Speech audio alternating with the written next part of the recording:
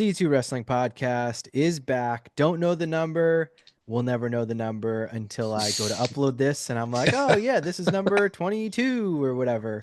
CTD and Snowden, another massive week in wrestling, from news breaking to rumors to pay-per-views to PLEs. So much to get into, but all of it, if I'm being honest, is nowhere near as important as knowing Snowden. How you doing? Oh, I'm doing. I'm tired today. Woke up on the earlier side for me. Yeah. I was gonna say I slept Yeah, in. yeah. All right, listen. Like, what time did you wake up today? All right, we're gonna be candid. It's 11:45 a.m. right now. What time did you wake up this morning, Chris? I woke up on my own. I had an Okay, alarm set for later, but I okay, didn't make it there. I went to bed at 2. I worked late. yeah, I went to bed at 2. I woke up on my own at 8:30. okay. I woke up at 9 a.m. That is early-ish. That might as well be 3 a.m. for like Yeah. an average person. I also went to bed at like 5:30 though. So um here.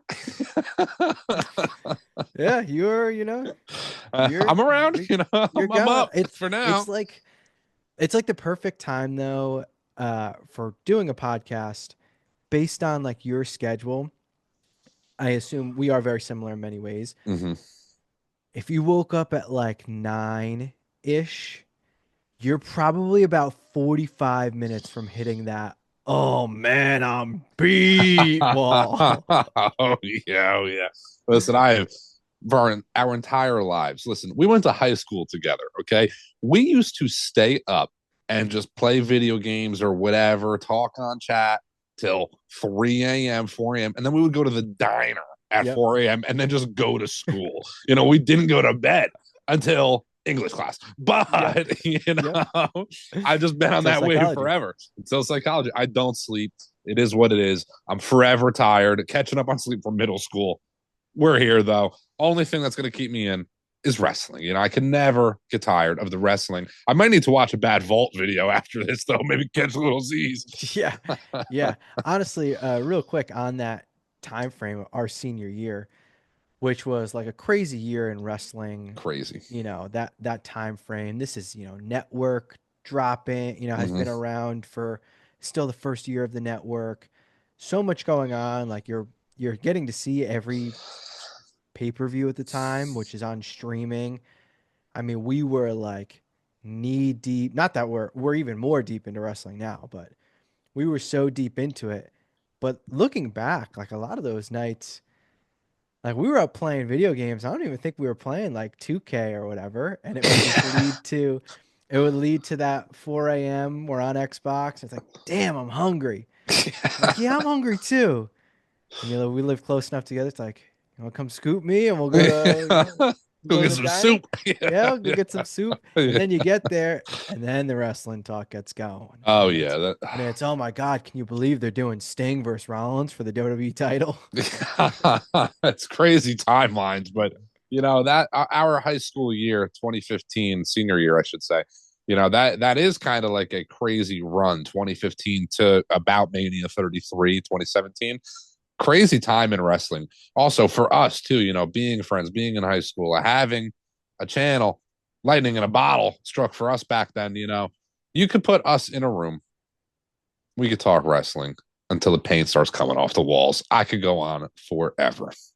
In any aspect, like I started thinking of like stories, and it's like you have so many stories growing up correlating to wrestling. But for us, when you're as big of a wrestling fan, it almost gets categorized like, oh, I have my WWE memories, then I have my TNA memories, Mm-hmm. then I have my Ring of Honor memories, then I have my shitty indies that I used to go to every single weekend and be one of 6 people in the crowd memories. Yeah, And it's yeah, like you have all these memories. It's as if they're different interests. It's still the same thing. yeah, There's just so many avenues of it that you're still just it could all spiderweb into different things. yeah. 100%. It's crazy because we're big sports guys too. A lot of baseball, a lot of football, things like that. And there's college football. Don't get me wrong. Watch a bit of that too. But you don't catch me watching the NFL and then the CFL and then all these other leagues and organizations. With wrestling, there really is so much. I've been watching it all. It's crazy. The timeline in wrestling we've talked on our own is just an insane thing to think about sometimes. You look back, I believe it was 2016. We went to a pro wrestling syndicate show. Kenny Yes. Omega wrestled there. Like, that's crazy, like just wild names in hindsight. Wrestling for us, it's probably my earliest memory. I think I've talked about this on the show before. My earliest memory is wrestling. I just vividly remember sitting, watching the TV, and Triple H's Titantron was on screen. That is, I believe, my earliest memory. I've got so many memories, and we're making more memories when it comes to wrestling. A lot of fun stuff coming up on our channel because there's a lot of great wrestling coming in the future.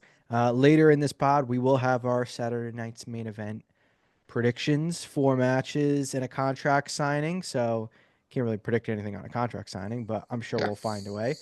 And then next week, we have the Royal Rumble, which is so ungodly wide open that I'm sure next week's podcast will be all Rumble related. Mm. So this podcast, we get a chance to kind of float around with the news that's been going on. We had the big weekend of WWE and TNA's partnership being announced and Genesis with WWE talent, NXT talent showing up. We'll get to that in a minute, I should say. The biggest news right before we came on to record this podcast is actually about an AEW star, a guy that I love. I love me some Ricky Starks. Absolutely. And this is in no way shade towards Ricky Starks because I also love Ricky Starks. I don't know if I call him an AEW star though. A little bit behind the scenes for Ricky Starks has Could not have been been. on. Could have been an AEW could have been star. Has not been on TV in a while. The news has broke that apparently Ricky Starks has requested his release from AEW, but has ultimately been denied by Tony Khan and Co. And listen, it's shitty. Of course it is. Yes, we want to see Ricky Starks get his time, be able to shine, go wherever he wants to go. It's there was a little bit of a tit for tat between Baron Corbin and a fan the other day on Twitter over the Ray Phoenix situation and the contracts and all that. And as much as I would love to see Phoenix and Starks and Pentagon and all these guys come over, it is a contract. You sign a contract, you follow the rules of it. If Tony Khan doesn't want to use you, he doesn't have to use you type thing. It's shitty, but it is what you signed up for. Where I get annoyed is the hypocrisy in wrestling, where it was only a year or two ago where free Ali chants were roaming all over Twitter as if he was literally imprisoned. But Ricky Starks not getting the Showtime, Pentagon, Phoenix, all these guys, it's okay because Tony Khan did it. That's where my frustration lies in it. It's not even the fact that they're holding him back.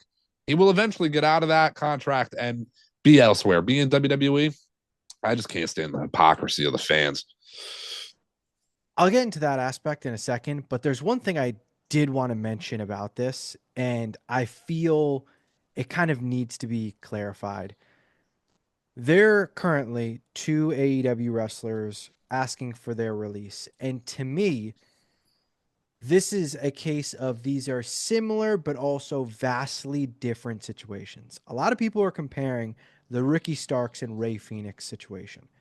To me, this is just not comparable at all. Ray Phoenix's situation is his contract was ending, but he was injured for a long period of time, and AEW has the ability and did so, adding on the time for his injury. Ricky Starks is just flat out in his contract. I'm not saying I agree or disagree with either decision to not let either of them go, but to me, this is two separate cases that are similar in a broad aspect of their both contract disputes, but they're very different. You have one person who is unhappy and in the middle of their contract who says they've been healthy, says they're just not being used, says they want to work. And you have another person who had an injury and had the injury time tacked on and wants to leave to be with his brother. And we all know go to WWE, and we also know Ricky Starks would also go to WWE, be with his best friends. They are similar but different, and I feel like that distinction has to be made because people are lumping them together, and I kind of think that's unfair. Yeah, I definitely agree. There is a difference in the Phoenix situation comparative to the Ricky Stark situation. I don't think there's a difference in the hypocrisy that comes out Of of it. I course. believe that is the same. You know, I feel like I don't even feel like we know this. All right, it's obvious. We've seen it. It's everything's public. Tony Khan and Co. for the longest while painted WWE and Vince as the villain, as the bad guy for all these things, whatever it may be. Again, the most prominent one to me is honestly Mustafa Ali. When he wanted out of his contract, they wouldn't let him go. Oh my God, the fans! They made Vince and WWE look out to be the most villainous company of all time because they wouldn't let Mustafa Ali go. But you really don't see that same talk when it comes to Ricky Starks per se. The Phoenix situation is a little bit different. Injury time getting added on top of the idea that Penta and Phoenix were kind of like saying they're going to WWE while under contract. Like, it's shitty. I get it to a point. I understand it. I don't agree with it. To me, you want the guy to go. Let it, if he the guy wants to go, I should say, let him go. I don't know what the contract entails. If you cut a contract early, that's where you lose me a little bit. But AEW is just paying these guys. They're just paying Ricky. They're paying Phoenix to just hang out at home. You could be doing more with that money, putting it elsewhere, put it into other superstars, other avenues. I don't see the Ricky Starks one more prominent because that's where the news broke today. I don't see why they're holding on to Ricky Starks. I don't get it. That one is baffling to me. So I understand it. I kind of agree with it in just the aspect of yes, we know AEW is not at the level it should be compared to when it started. It hasn't ascended, it's descended. Tony Khan is also a billionaire. And paying Ricky Starks, whatever his contract is, for a billionaire, in his mind, this is no knock on Lexus King. This is no knock on Ethan Page. This is no knock on Penta. But you start going through the names, and Cody is somewhat similar, but not because he started at WWE, of course. You start looking at the talent Jade as well, the talent that WWE is picking up from your company, and seeing how good they're doing with them. There is an aspect of if you're that rich, I'd rather this person, yes, it sucks. And yes, this is a shitty thing to do. And I'm not saying this is the reason Tony is doing it. I'm saying this is my opinion. I'd rather them be paid, sit at home, and my competition doesn't take another one of my talent because they want out and makes them a bigger star than I'm currently doing and makes people be like, even more so, damn, you had this guy was a star and you couldn't do anything with him. I understand it. It's a scummy thing, and I'm not saying that's Tony's mindset. Me personally, like from a business aspect, if I was that rich, if I was in that situation, I would do it anyway to, if someone's bad mouthing you and it's, hey man, you signed that contract. Like, I get it, you're being, you're upset, whatever. You signed the deal. I've paid you handsomely. You can wait it out. You can keep complaining. Like whatever you think is going to work best for you, it's not going to change my decision. I do agree. Like, it makes sense. I understand it to a point. It reeks of insecurity from Tony Khan, in my opinion. I do understand Penta, Ego, Lexus King. You got these guys that were in AEW, went over to WWE, and they're stars now. They're superstars. Listen, Lexus King is maybe not as prominent as Penta, even who just came around, but they made something out of nothing with Lexus King. No shade to him; he's been fantastic. I expected nothing from Brian Pillman Jr. I expect some things from Lexus King. So I understand that point of it. But again, as you mentioned, AEW is on the descent. They're not on the ascend. And with the public, with the media, with everything going on, AEW has been in a bad light for a few years. Yes, they have some diehard sicko fans, as they want to call it, but they are not in good publicity with the wrestling fandom. And I'm not saying you have to give into that wrestling fandom, But I really feel like Tony Khan and co are just making bad decision after bad decision after bad decision when it comes to having people simply like you, want to root for you, want to cheer for your company. When you're doing these things, again, it's the hypocrisy, really. If WWE never had some free Ali movement and all this crazy stuff, it maybe wouldn't be as hypocritical because it was AEW and co and the fan base and everything that was so on board with getting Ali out of WWE. I haven't seen one AEW fan account say, let Ricky Starks go. It's very hypocritical. Tony Khan, I'm not saying has to do that just to please the fans, but there is kind of a decision to be made there. Do I hold on to Ricky Starks because yes, he's evidently going to go to WWE and be a bigger star than he ever was in AEW. Ricky Starks can go to WWE, never win a championship. He'll still be a bigger star than he was in AEW. Do I let Ricky Starks do that? Or do I hold on to him and kind of go against everything I said I am and I said the company would be? And the fans with a brain, to be honest, realize that AEW over their 5-6 year span has gone back on everything they said they would become, and no one bats an eye at it for whatever reason. It's a company, it's a business. You got to do what you got to do sometimes. Early days, AEW was never going to bring in this guy. They're not bringing in all these old guys, and that's all they've done. 45-year-old guys, 50-year-old guys wrestling left and right. The hypocrisy that comes out of that company is baffling to me. So this is why I mentioned the Penta situation compared to the Ricky Stark situation on why they're different and why it kind of needs to be expressed. And this is where I would side more.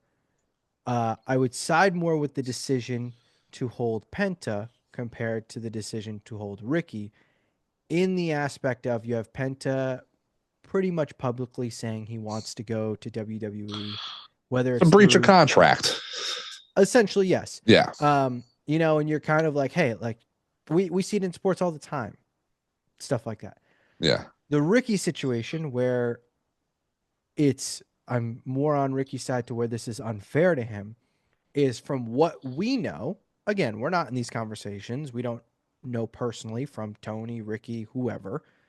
But from what we know and what we've been told is Ricky has said he's perfectly healthy. He's always been healthy Mm-hmm.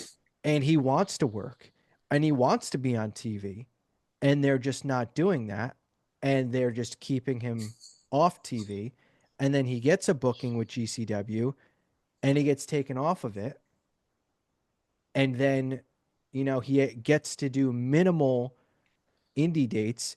You have a guy who's in his prime of his career and has been healthy and wants to work and you're basically like, no, I have nothing for you and I don't want to let you leave. That's why I mentioned the difference where it's more unfair to Ricky than it is to a situation like Penta, where it's a guy who's kind of forcing his way out. He thinks his contract's up. You have the injury time. They're trying to do this whole big, fuck you movement, whatever. That I understand the spitefulness. Nuh-uh. You signed this deal. You were injured. I'm tacking it on. The Ricky situation, why I pointed out it is different. This is a guy that's completely healthy. This is a guy who has been begging to be on TV, who is not even trying to force his way out. He is now saying, you're not going to use me. You're never using me. Let me leave. This is where it is flat out comparable, one to one, apples to apples with the Ali situation. Yeah, I was going to bring up the Ricky Starks GCW show that happened in New Jersey. Ricky Starks shows up and then gets taken out of the GCW event. Tony Khan doesn't let him go. And that all was due to Effie, a wrestler in GCW who I'm not a big Effie fan. He's around. I love GCW. I think GCW is a great company. I've never been that big on Effie, but Effie hit the nail on the head in what he had said about Tony Khan and co. And, I mentioned just before, Tony Khan, insecurities. He's got the biggest insecurities in the business, not just his business, the wrestling business. Effie comes out and says some things. He takes Ricky Starks off the show. To a point, I understand it a little bit. I don't agree with that. I think Tony Khan is wrong for that. But, when you're working with a company and you got that other company kind of shitting on you, I understand there being a little bit of bad blood, maybe. And then you look at this New Japan commentator who had some harsher words to say about Tony Khan, who's now suspended from New Japan. it is all just very fishy. Tony Khan wants to be the spotlight. He wants to be like peak Vince McMahon without all the criminal shit. He wants all the eyes on him. He wants to be the guy, and he's trying too hard. He never will be. He's not that. He is running a company that he should be not on camera. He should be behind the scenes only. Tony Khan does not need to be really involved like he has been involved. I just think I do 100% agree again to reemphasize the Ricky Stark situation is definitely different from Penta Phoenix. Phoenix, we might learn more about in coming weeks, months. Who knows? Phoenix has kind of made it seem like there's more to the story than we know yet. The AEW hasn't treated him fairly in other avenues. Maybe we'll get some wind of that eventually. The Ricky Stark situation is an odd one to me. I really feel like you're just wasting this guy's career purposefully. Well, back on the whole GCW situation, the reason why it is more messed up with the Ricky Stark situation, they seem to bury the hatchet. They Mm-hmm. send Jericho to GCW. They set up a Jericho Cardona match in Ring of Honor, whatever kind of a you scratch my back, I scratch yours. Let's all win here. Well, the only person that lost was Ricky Starks. He's the one who got taken off the card and then they seem to have squashed the beef or realize, hey, it's better for us both for business to work together in this aspect, Mm-hmm. promote both our shows, whatever. But then Ricky still gets fucked. Like that's where like I sympathize more with Ricky compared to the Ray Phoenix situation, to where it is a guy who you're just not using. Like I understand the whole contract thing, but he also did sign that contract to wrestle, to perform. And when you Mm-hmm. don't have these live shows, you don't have these events, and then you don't allow him to work these indie dates like other people, like it almost as if we'll compare it to sports. If you're a football team and you sign a number two wide receiver to a pretty penny contract, and then you're like, we're just going to keep you on the bench. And the guy's like, okay, I still want to play. You signed me to play. They're like, yeah, but we're just going to keep you on the bench. And now you get to the point, season's ending, and the guy's like, hey, you can trade me, get some value. You can cut me, help the cap. You're not playing me. You signed me to this deal. I show up to practice every day. Um, you know, I'm not in the media. Now I have no choice but to do an interview with, instead of Chris Van Vliet, it's Adam Schefter. Like now I'm trying to force my way out because I'm showing up and you're not giving me the chance, even though you signed me to this deal. And they just go, no, we'll just let it ride it out because we don't want the Chiefs to pick you up. Yeah, again, it reeks of hypocrisy and insecurity to me from Tony Khan and Co.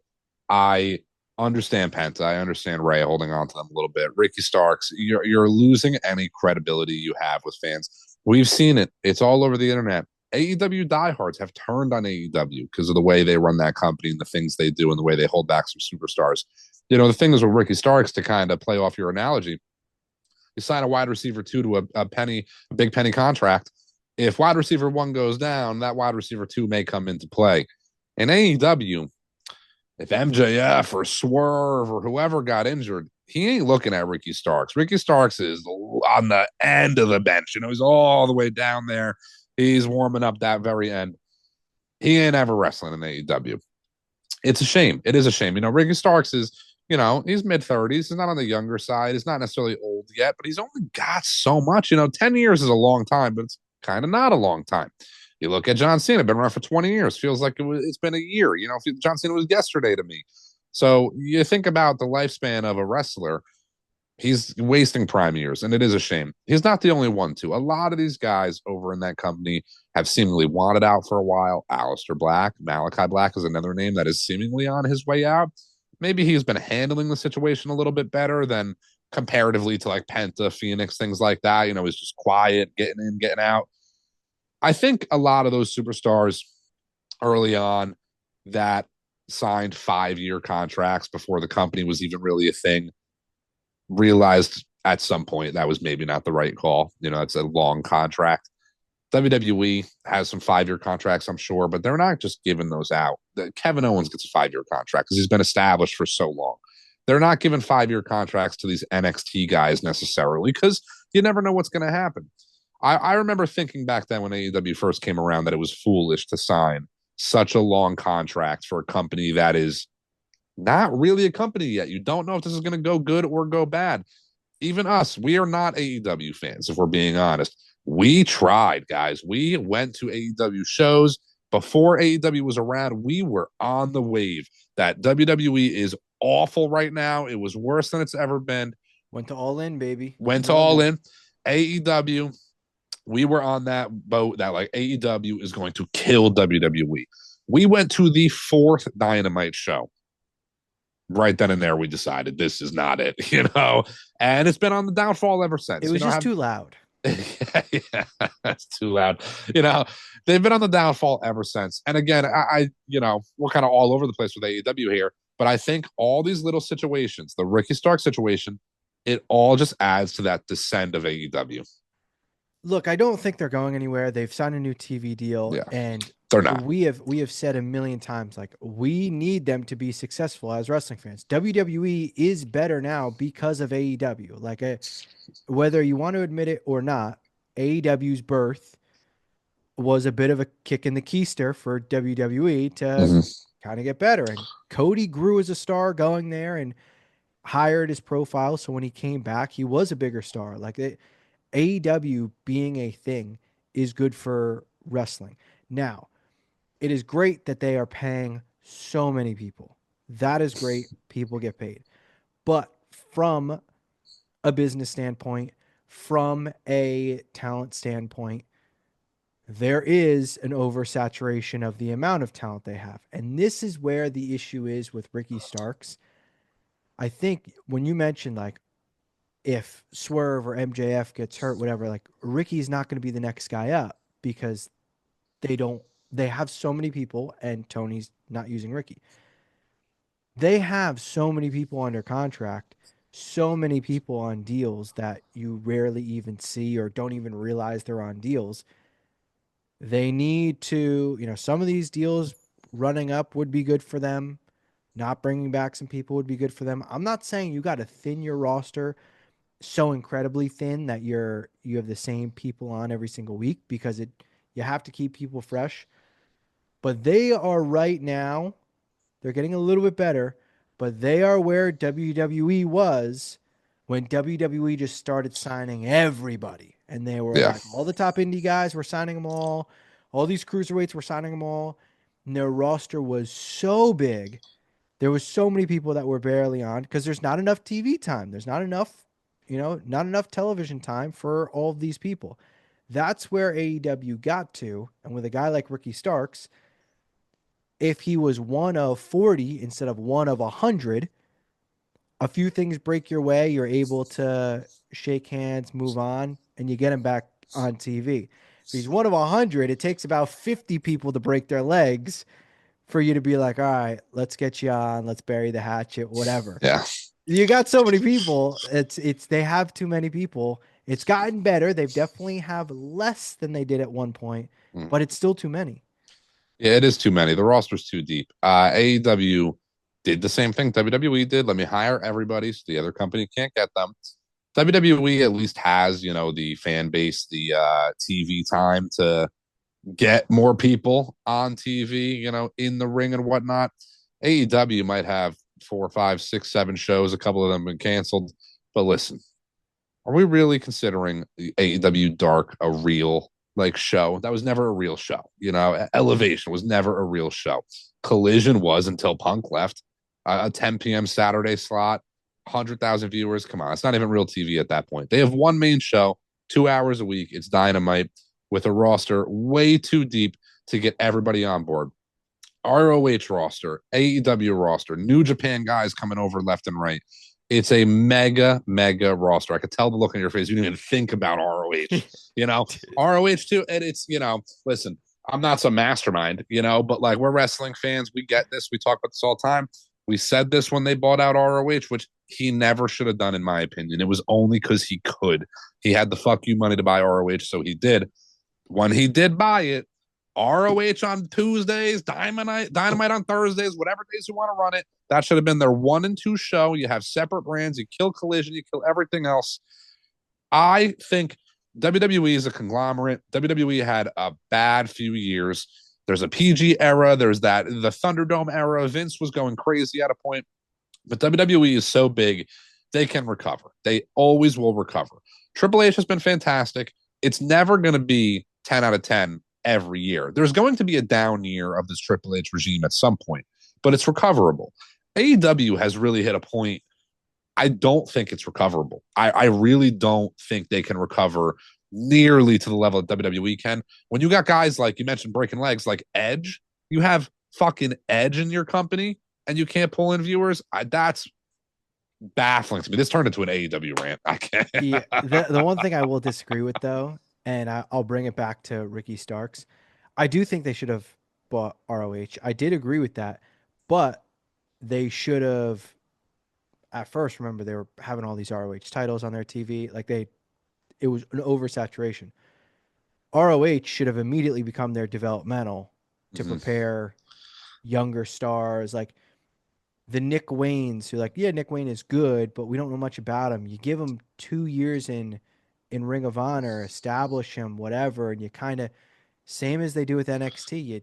You have him dip his toe on your Dynamite in Collision, whatever. He's a mainstay on Ring of Honor. I didn't even think of Ring of Honor. Why the fuck isn't Ricky Starks just like the Ring of Honor champion this entire time, wrestling in Ring of Exactly. Honor? Exactly. You mentioned Nick Wayne too, and that's a decent name to bring up actually. Where Nick Wayne, he is good. He's fine. He could be AEW champion one day. He's still young. He's got plenty of time to go. But you look at his counterpart, Javon Evans. That'd be like the WWE counterpart of Nick Wayne, in my opinion. And Javon Evans, he has the potential of anybody I've ever seen. He really has potential through the roof. Where if Nick Wayne was in NXT, he'd have those couple years of build up, get pulled to the main roster. It'd be much better off for him, in my opinion. I I do think them buying ROH was just like, I have fuck you money and I can do it, so I'm going to do it.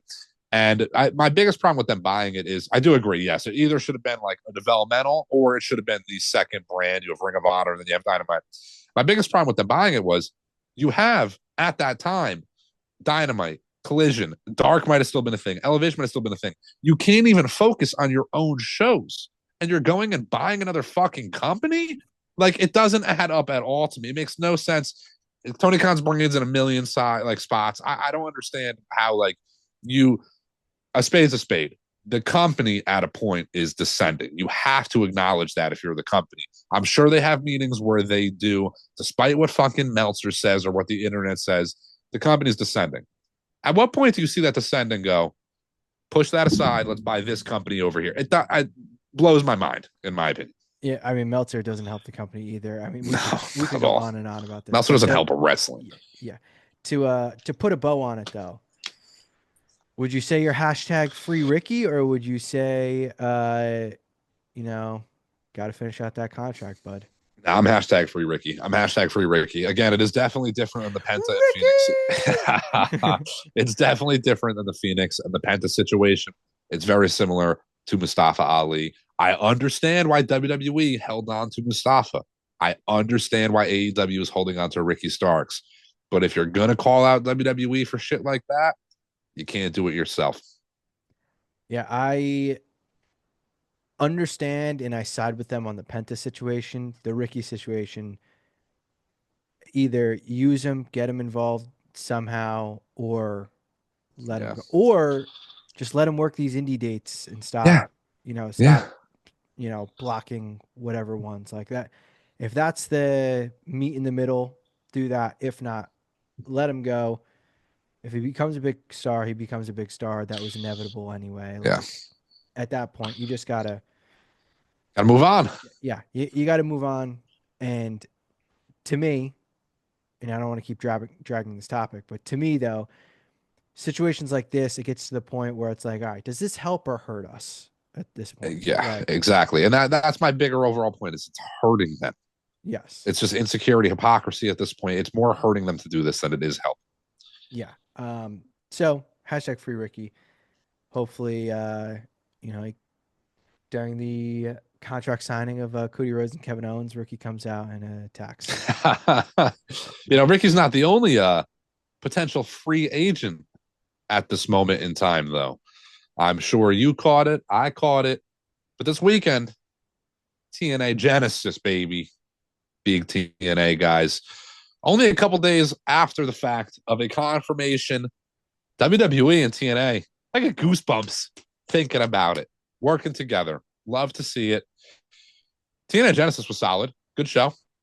Josh Alexander and Jordan Grace, seemingly free agents coming from that. I expected a little bit more crossover at Genesis just for the way they kind of promoted it in the beginning of the show. They had Ariana Grace come out and she said something like, "Oh, I got so many friends backstage." And then we had Ashante, the Adonis, had a match, and that was really it, which is fine. I'm not expecting a million What do you mean? crossovers every. There's Fraxium showed up, Oh, okay, Fraxum did show and up. I then forgot about Cora that. Yeah, Jade yeah. came out. Yeah, okay. I guess that's a little bit. Yeah, Cora Jade did come out. Okay, I remember Fraxium. I kind of did forget about Cora Jade. I Yeah, don't know. The way Ariana Grace said it, I expected, not that I expected like NXT is going to come out and brawl TNA, but they made it seem like a little bit like they were going to have some big showdown or something, but it's okay. It's a slow burn again. I didn't need anything crazy. I don't know. That opening from Ariana Grace got me kind of like, okay, are we going to get like, is Oba going to come confront Joe Hendry at the end of this? Who knows? I think something big's gonna happen tonight because it's a live TNA first live TNA show in like 8 years. Um, so I think that might bring some surprises. I know Fraxium's defending their NXT tag titles. As you mentioned, slow burn. Maybe not even consider it slow burn. Like this is a partnership for a while. So it's like, what's the rush? I could there have been bigger names for sure, but also like you don't want to do the biggest thing right away. And TNA also is in a bit of a transition period itself. You now have this partnership, you now have this door open. At the same time, you're losing Jordan Grace, who's probably the face of the company um, up until her leaving. Josh Alexander, we have known he's going to be leaving. He's done. Jordan Grace seems to be, I mean, there's reports she's already at the Performance Center. She's probably going to be in the Rumble. Like, she's a lock to Yeah. be in WWE. Alexander apparently is testing free agency. I would like to see him in WWE. Who knows? TNA, love the crossover. Love Joe Hendry becoming champion. They've had some people leave, whatever.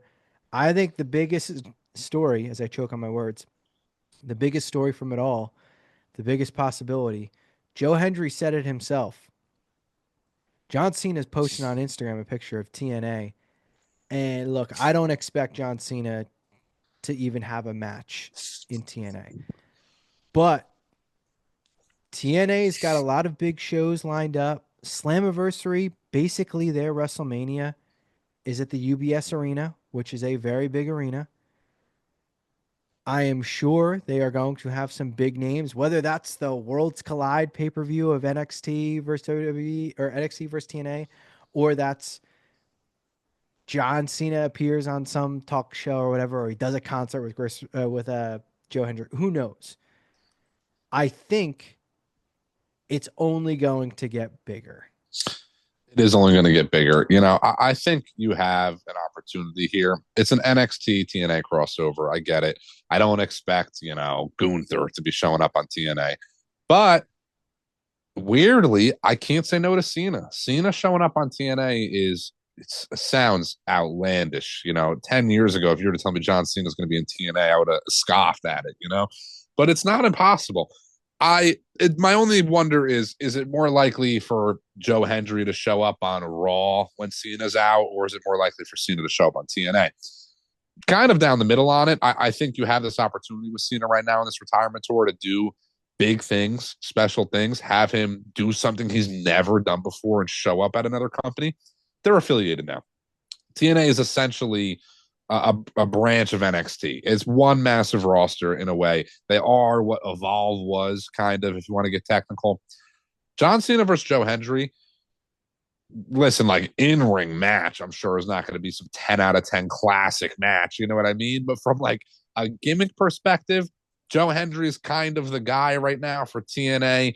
For honestly, just mainstream wrestling, he has been for a while. John Cena, well, he's fucking John Cena, So you put those two guys in the ring, the promo alone, I think, is going to get millions of views online.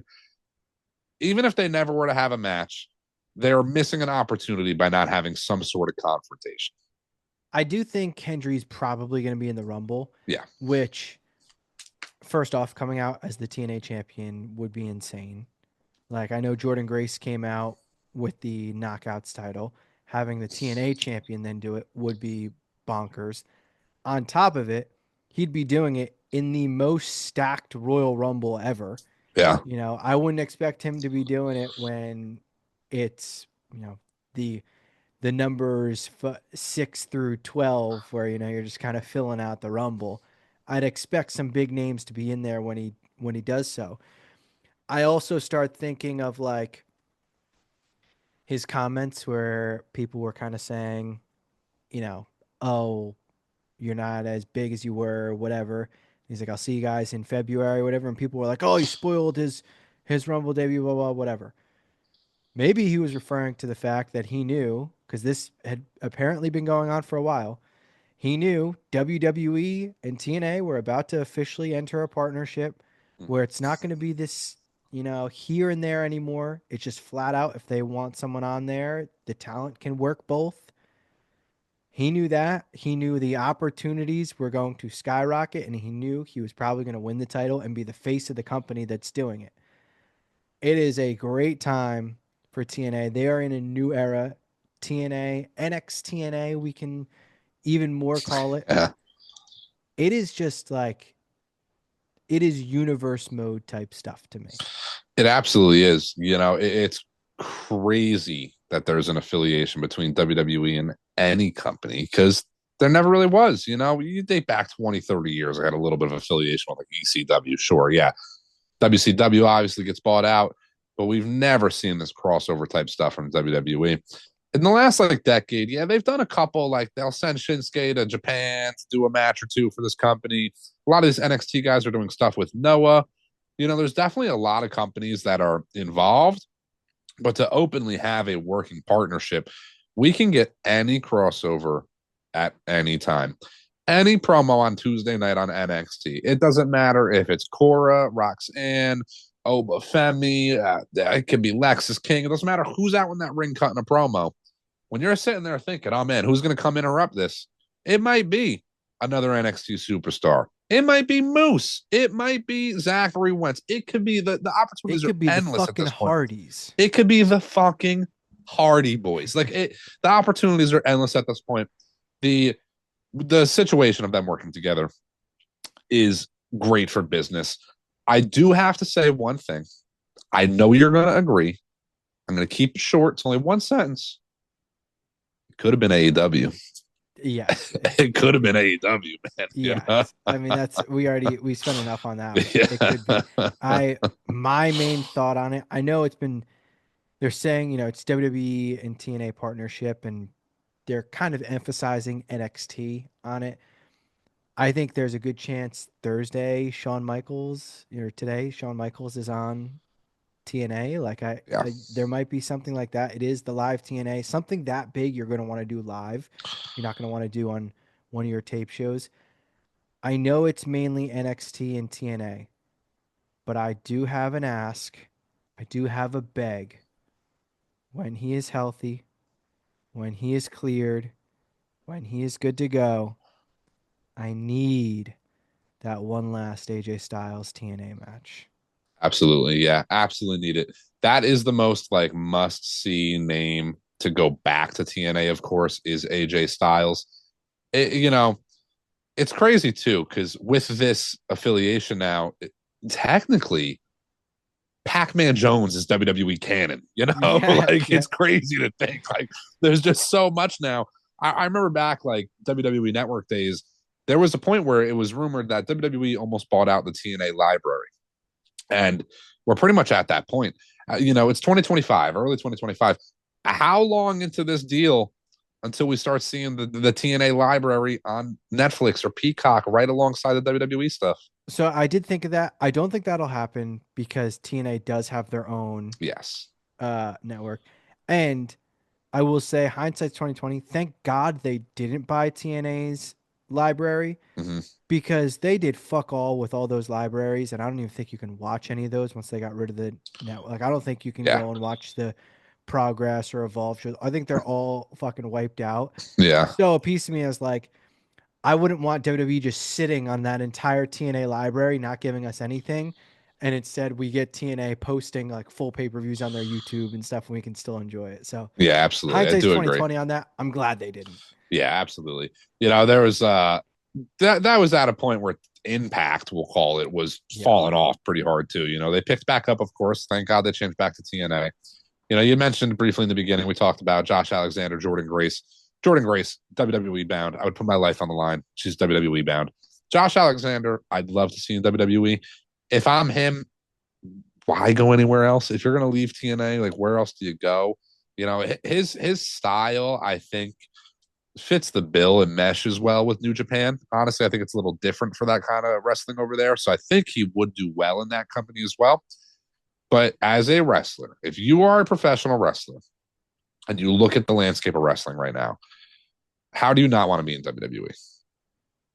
How do you not? You're at that point of you almost take a lower contract to be in that company, and you take a shot on yourself than you would to take a higher contract and be elsewhere. Okay. There is one devil's advocate argument I'll make.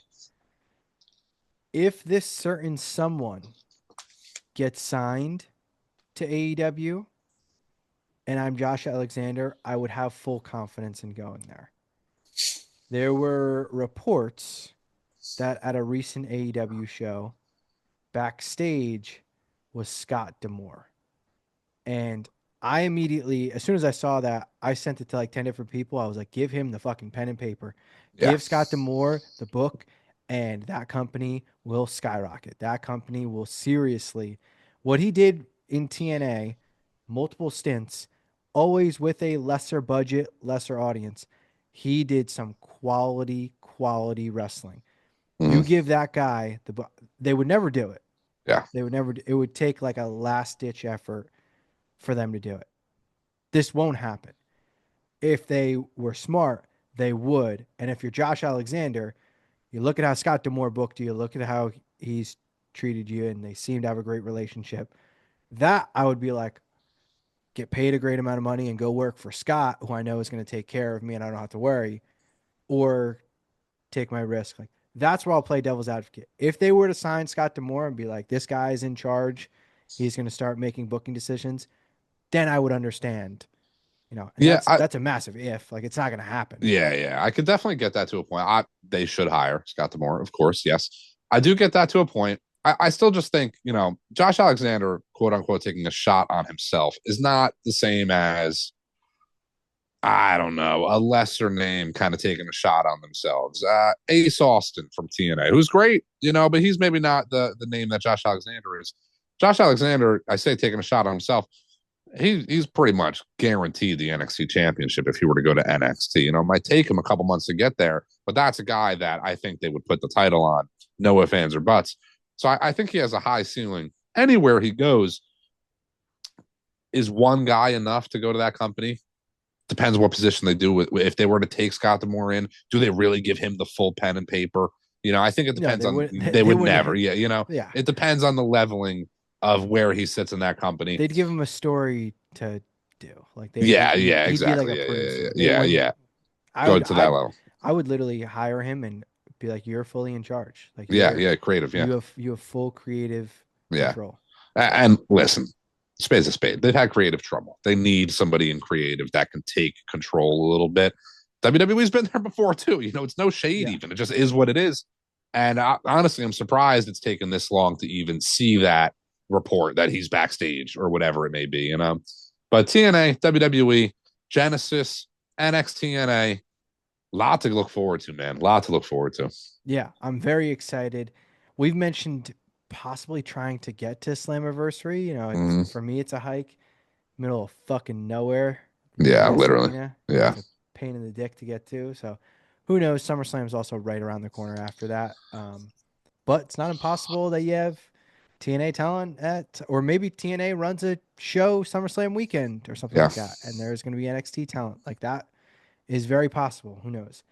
But this Saturday, live reactions will be here on our YouTube channel.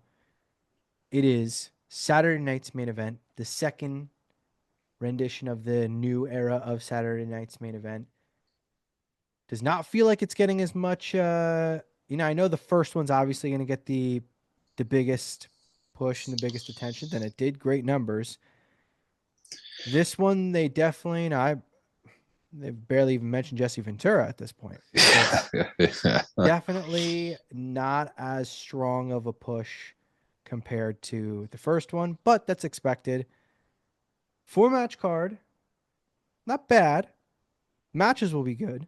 Mhm. I do have some critiques, but let's talk about the contract signing first since it's not a match and we can get it Yeah. over with. Well, let me just say regarding this event first. This Saturday night's main event, the last one was promoted fantastically. It did well. It was great.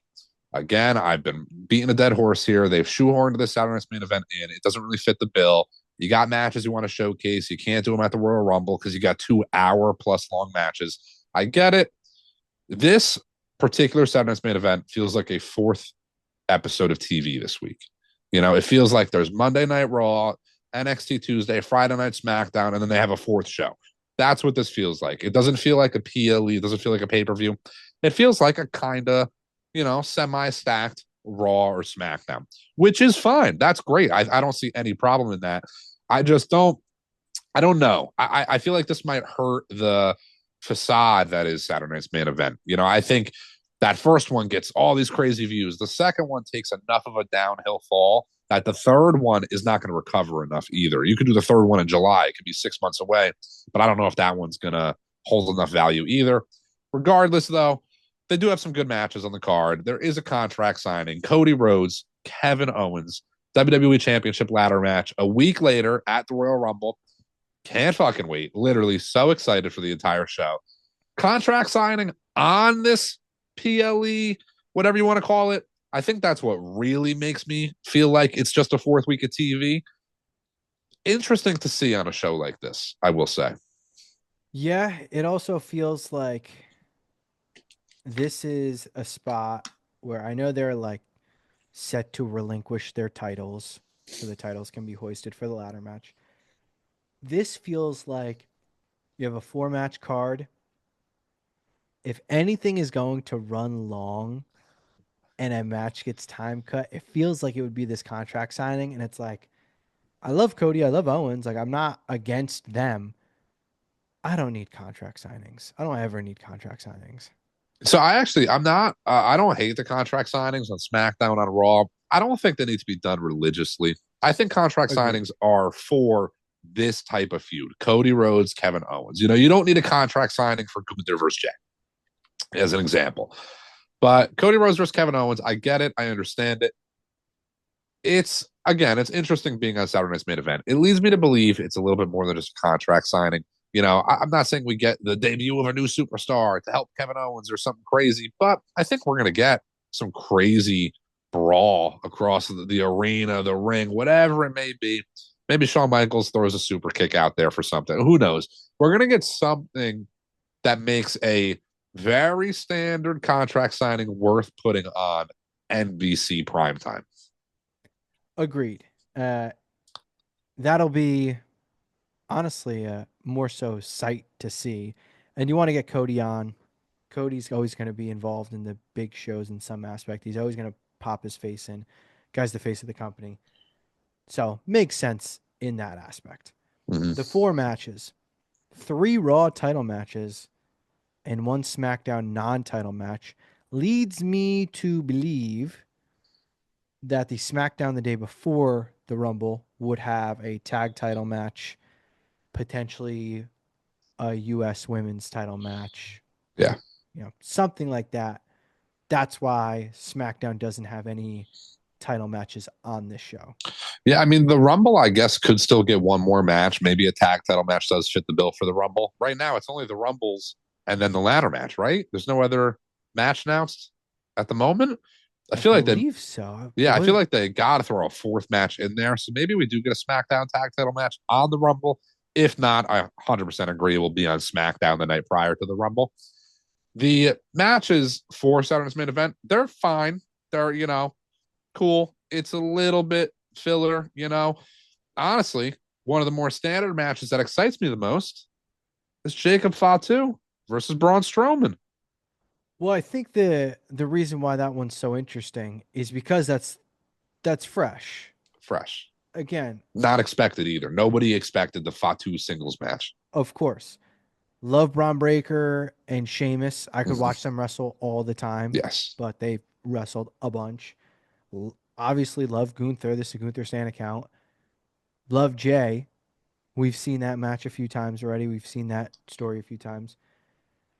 Rhea and Naya, like almost exactly a year ago today, we saw them main event a PLE. Like this, to me,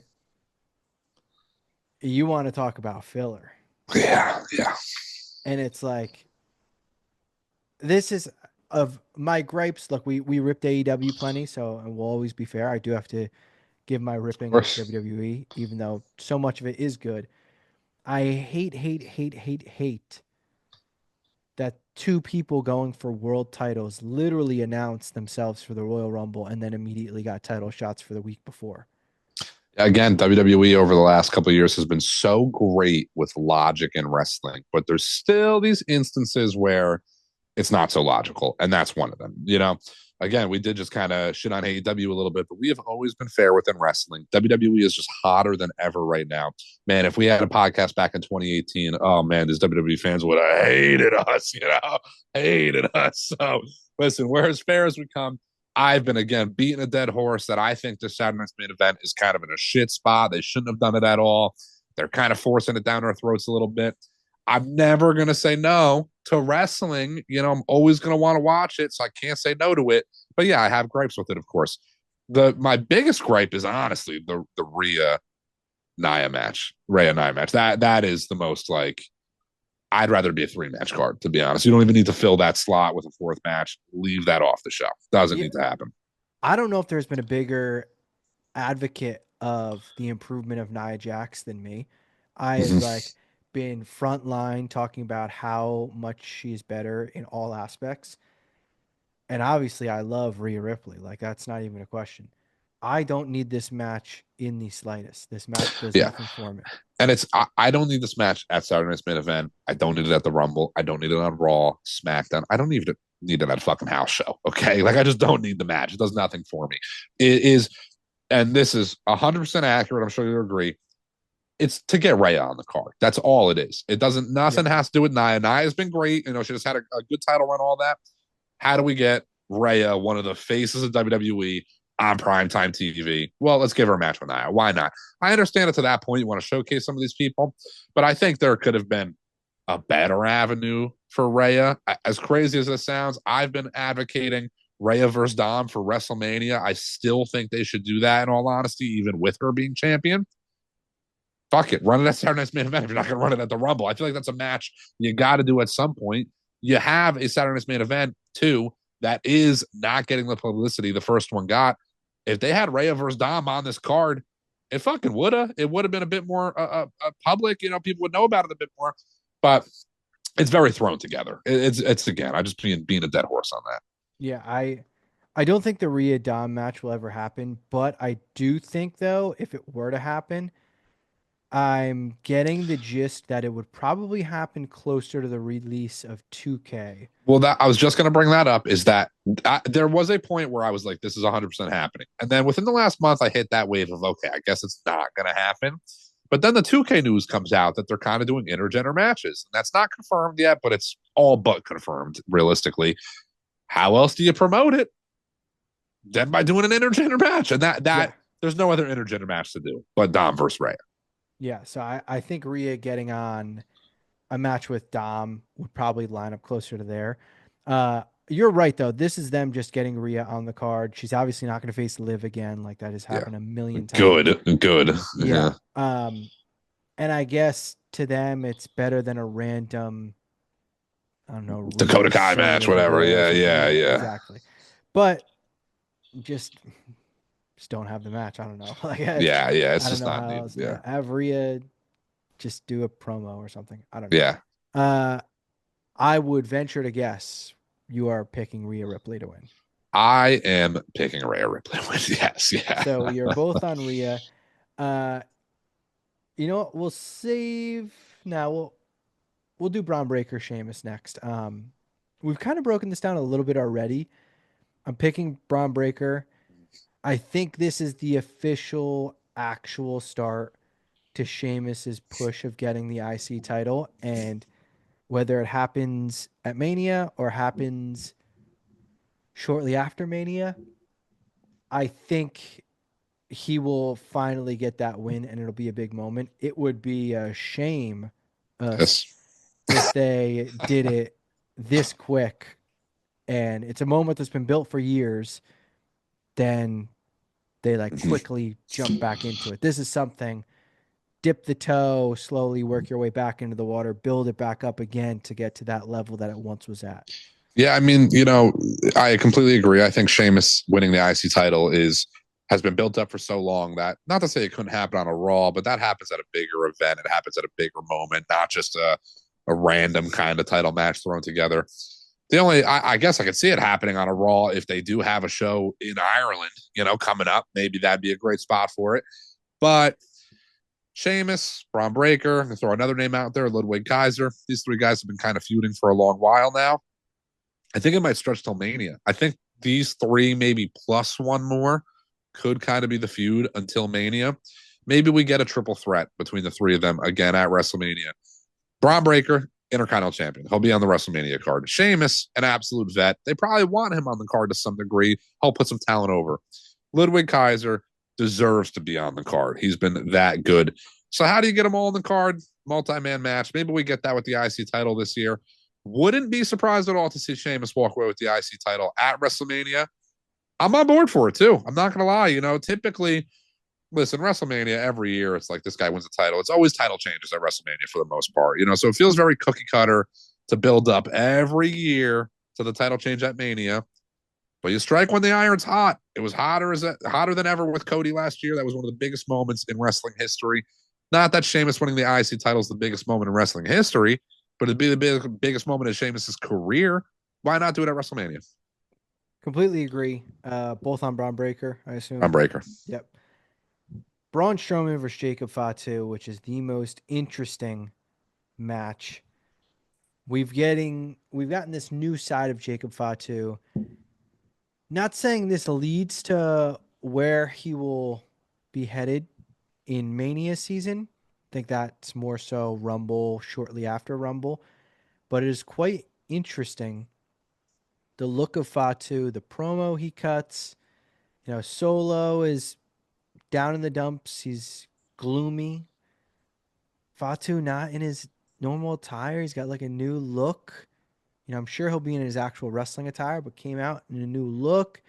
Felt like a new version of Jacob Fatu. Like this is the start of it. And I think to really jumpstart this like new start of Fatu, I'm not just saying he beats Strowman. I'm saying he beats the brakes off Strowman. Yeah, so I think there's two avenues. I do agree. I think that's one way to really put Fatu over the moon is have him come out and Brock Lesnar to Cena, Strowman. Just beat the ever living hell out of Strowman, or maybe Strowman gets some offense in, but you're really let Fatu showcase in this match. You're really going to give him 10 to 20 minutes to showcase his ability. This is probably the quickest match on the card. It's probably a 10-minute match. I don't expect it getting too much time. But I think we're going to see all the highlights of Jacob Fatu in this match. And it's why I'm choosing him to win. This is the Drew McIntyre Sami Zayn match of Mm-hmm. this card compared to Yes. the first Saturday night's main event. Main event time. Jey Uso gets his chance at the World Heavyweight Championship. The greatest of all time, the best wrestler in the world, C2's Wrestler of the Year, Gunther. Gotta hit the pose for our boy Gunther. Listen, you said it earlier on. We've seen this match. They feuded before. It's been good. Jay is over the moon, and I got to admit, on Monday Night Raw when he picked up that belt, woof, You look good with it. Jay looks good with that belt. Jay's looking pretty good with that world title. So I'm never going to say no to the eventual Jay world title run. I think that is likely to happen. Hell, Jey Uso, Money in the Bank 2025. I think he's leading candidate at the moment, but he is not quite leading candidate to win the match of Saturday Night's main event. Gunther goes over, walks out victorious. I mean, it's Mania season. Come on. If you don't expect that, you don't understand wrestling. What's funny is when Jay picked up that title, there's certain titles such as fit people. The WWE title does not fit Jay. That world World title, title. It's like the world title was made for Jay. Like really, it yeah. looked great with him, but it looks even better on Gunther. It looks even better on Gunther. you I know, don't want him losing here. I don't want him losing at the Rumble. I don't want him losing at the Chamber. I don't want him losing at Mania. I don't care. Retire with that title. yeah. I'm always picking I Gunther. want Gunther to beat the Bruno Sammartino title run. I do not give a shit. You know, we can think back to so many titles in wrestling that you kind of affiliate with a certain superstar because they had it for so long or had it this many times or whatever. You know, I think of the world heavyweight title. I think of Triple H. You know, grew up Evolution era. My mind goes there. You know, I think of the Undisputed. I think of Eddie. I think of Brock. Yep. It could be 10, 20, 30 years later when I'm 50 years old and I think of that world title. My boy Gunther comes to mind And he every should still time. be champion at that point He too. will be. He will be. Yeah. Yeah. He'll get rolled out by Ludwig.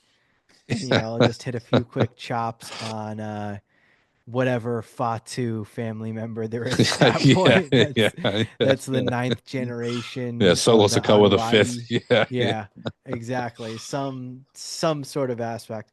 But yeah, Gunther retains. I don't know if stunned is the proper shock level. I'd be flabbergasted. Yeah, I would be baffled if Yeah. Jay were to. I'd be Yeah, bamboozled. yeah. If Jay wins, every time must have froze or some shit. Like I just listen. I'm not gonna say it's impossible, but it's 99.999% likely that Gunther comes out with this win. So a Jay win would blow some minds. Yeah, I think also we haven't mentioned it, but good chance there's a bloodline interruption, distraction, Something, yeah, something something. happens. I mean, I like to think so, yes, but again, they're not really like doing their best in making this Saturday's main event super public, promoting it as much as they did the last one. So I don't know if we're going to get any major storyline furthering. I don't know how to put it, but I don't know. I think this is a very cookie cutter show. I think we're going to get Strowman Fatu, Rhea wins, contract signing, Gunther wins, and then we move on. I don't think we're going to get anything too crazy. Very possible, as long as it ends with Gunther winning the title. I'm okay. That's all that really matters. And the following week, we have the Royal Rumble, where we'll see CM Punk win and choose Gunther or Cody Rhodes to face at WrestleMania. Yeah, I wore the shirt today. CM Punk. That is my choice. Winning the Rumble 2025. I don't think anybody else even has a chance at this point. I think CM Punk is locked in winning that Rumble. And I'm looking forward to it, just like I'm looking forward to all of our content. We got so much stuff coming your guys' way. Entering the Vault, podcast, reviews. We're going to be live for Saturday Night's main event. We're going to be live for the Royal Rumble. We're going to be live a lot in 2025. So be sure to subscribe, comment down below. Let us know what you guys think for Saturday Night's main event. Are you guys predicting something that we didn't talk about? Let us know what you think about Ricky Starks coming to WWE. Any sort of thoughts you have. We love the interaction. This is C2 Wrestling, baby. We ain't going nowhere. Catch you guys next time. John Cena salute.